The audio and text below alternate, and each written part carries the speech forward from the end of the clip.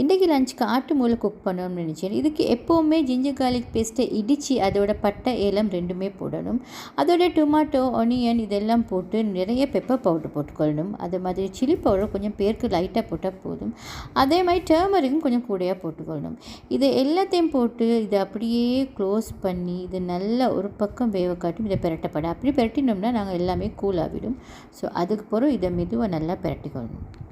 இன்றைக்கி மூளைக்கறி மட்டும் இல்லை, இன்னும் வெஜிடபிள்ஸும் மிக்கி.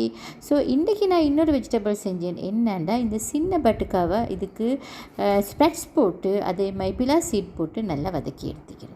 அதோட இந்த பீன்ஸ் இதுக்கு ஸ்ரீலங்காவில் பட்டர் பீன்ஸ்ன்னு தான் சொல்லுவோம். ஏன்னா பட்டர் கலர் கேட்குற சுட்டி அதையும் நல்லாவே வதக்கி எடுத்துட்டேன்.